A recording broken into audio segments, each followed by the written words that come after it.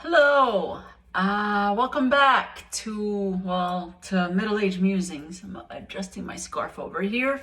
And welcome back to myself to Middle Age Musings, because clearly I only post about once a month. If that happens to be the case, I don't know. I'm not putting any pressure on myself to create quantity. I don't even know if this is quality, to be honest with you. I am just doing this for myself as a way to perhaps externalize what I'm feeling. Maybe it reaches, dozens of us. Sorry, I had to laugh about that. There are dozens of us. Maybe it doesn't, but that's not the goal for me. The goal is not to become worldwide global sensation. The goal is just for me to kind of engage in a steady stream of consciousness to, like I said, externalize what I'm feeling and what I'm thinking. And this is just a space where I happen to do it. And I'm happy if others listen. And I am just as happy if it just happens to be me recording myself. But I think that the last couple of weeks, I've been doing much better than I posted the last time, which the last time I was kind of wrestling with some of the challenges about this stage of my life, midlife. I am 45, so this stage of generativity versus stagnation, which I think is the Erik Erikson stage, where at this point in life, a lot of people who are around my age, who started their careers early, let's say at the age of 30 when they graduated college or they got their masters or their PhDs or PsyDs, or whatever, doctorates, musics, education, they at this point would have been 15 years into their practice, so established with, midway through retirement. But I'm not, because I decided to go back to school and to kind of start a new career. So right now for me, it's like, come on, generativity is important, because you don't have the 30 years that someone who, started at the age of 30 would have. I probably would have half of that. So there is a lot of pressure. And so that was what I was wrestling with the last time. And I have now come to a place of, I hate how cliched this sounds, but a place of acceptance. Not that I agree with where I am, but that I am comfortable in terms of recognizing that I don't want to fight where I am anymore, or feel like I have to push where I am. And that's just one of the many different variables that I am contending with. I feel incredibly privileged that as someone who's 45, that these are my stressors. I know that there are other women around the globe at the age of 45 that they would swap places with me in a heartbeat. So I am incredibly conscientious of that, and I try to have a grateful disposition to where I am. And when I do find myself going into a space where I might engage in woe is me and self-pity, then I try to bring back to if I were to lose everything that I have right now, everything that I have, and then regain it back, would I be grateful? And the answer is yes. That if I were to just for 10 minutes lose everything that I have, not knowing that I could ever get it back, and then get it back those 10 minutes later, I would say I am so incredibly grateful. And so that is what helps me sometimes when I am going into a space of thinking about the what ifs of what if this or what if that, or I wish, then I kind of bring it back to what do I have right now? And that's not to say that I'm self-righteous. That's just to say that I wrestle with comparison, and that I wrestle with, am I good enough? So I think that is the ways in which, when I find my mind going into those directions, that I say, how can I bring it back to where I can honor that what I'm experiencing is likely not atypical, and that it is completely perhaps typical or normal for me to experience that, because I have ambitions and I want to give back. I want to live a life that is meaningful, that I can look back 20 years, 30 years, 40 years from now, however longevity I may be granted, and say, I am satisfied. And so to be able to do that, to look back, today is what counts, right? So always finding that balance. And sometimes I feel like I don't do well. And sometimes I think that I can go into some spaces of just like I'm in a funk, and it sucks to be in a funk. And I think what I have been wrestling with since that psychological concept of turning 40 and whatever that comes with it, which for me was, I am old. That is what, to me, that transition from 39 to 40 was a marker of old. And I think I said that in my first video, where it was like the horizon. To me, that's the best description, that it's like I could now look back further than I could when I was 20 or even 30. Now at 40, I'm like, I have at least 35 years, 36, because I think I can go as far back as 4 or 5 to look back. I'm like, now I have 36 years index, of stories that I can look back. And so it feels like a lot. And I know that at 80, I will have 75. So there is still a long way, but nonetheless, I feel like I can now look back further than I was able to look back when I was in my 30s and my 20s, like I had said. So I think 40s was that identity shift of feeling this sense of youthness.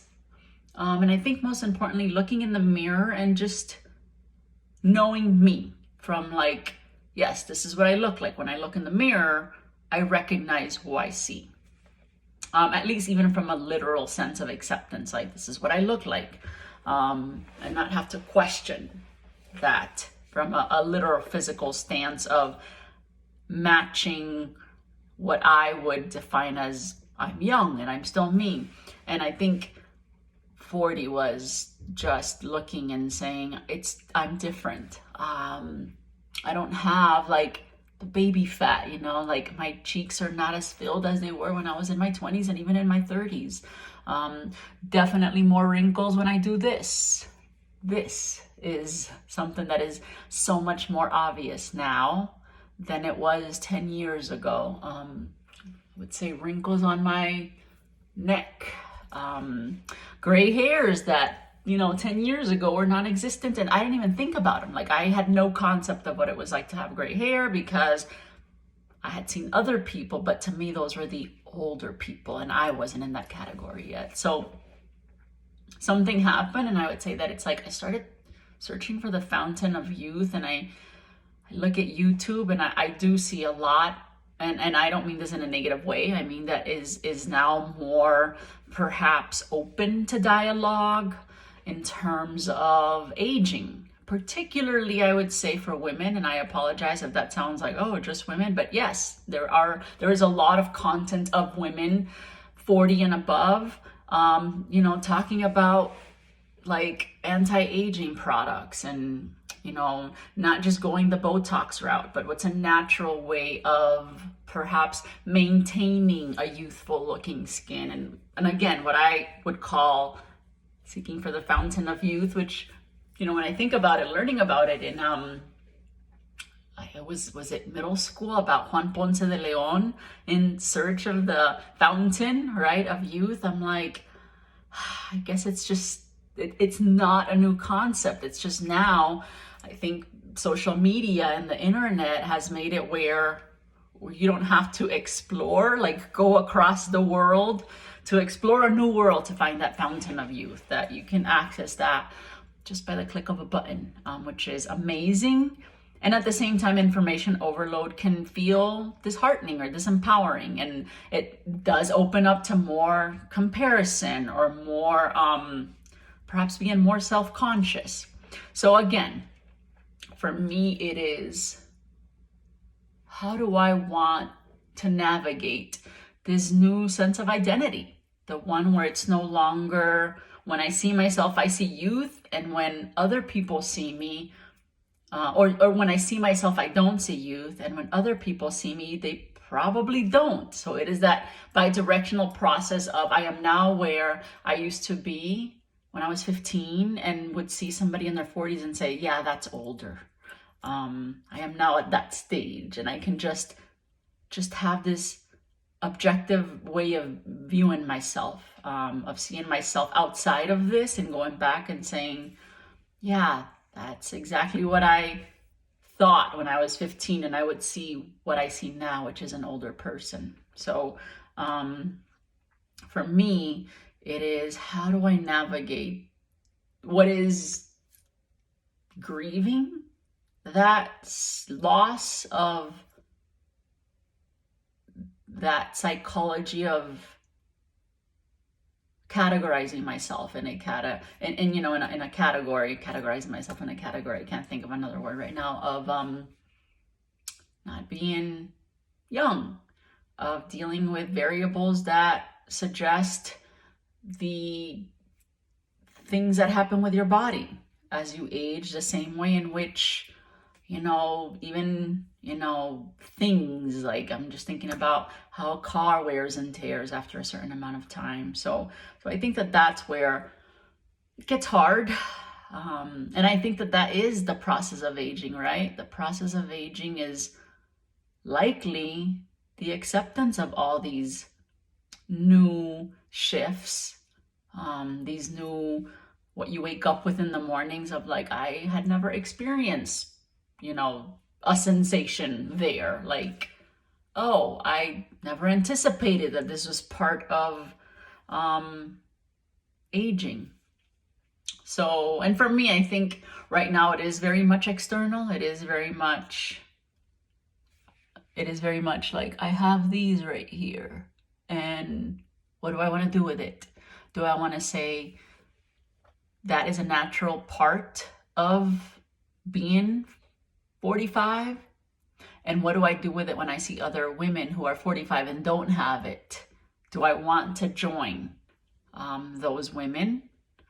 Or do I want to say it is okay if they have it, and it is okay that I have it? And what I mean they have it is, it is okay if they fight it, either through they just happen to have those genes, or they're gonna go a cosmetic route, a non-invasive cosmetic route like Botox. So again, even as I hear myself saying this, it's just like, I just would have never had that dialogue 20, 21, 28, even 35. I never had that dialogue. And that's dialogue that I now find myself having and coming back and reassessing. What do I value?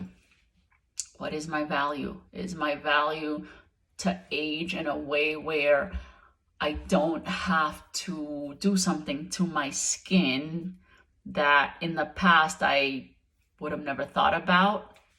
Or to move to a route where I say, I'm not ready for this. I'm not ready for these. I'd like to do something to delay it, with the hope that maybe someday I'll be ready for it. And I don't know, because right now I still think,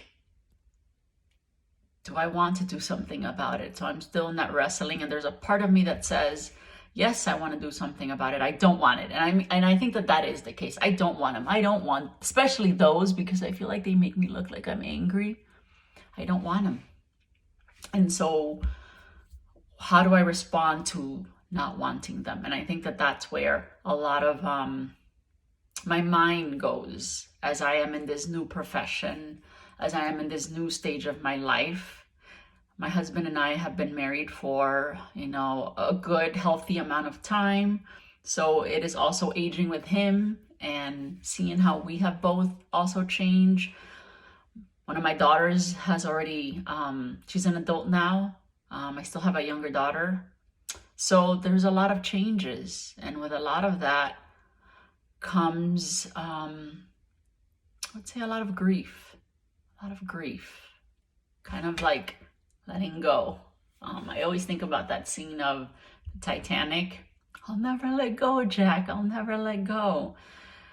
And, now I see it as like letting go is healthy. Thing is, when when is that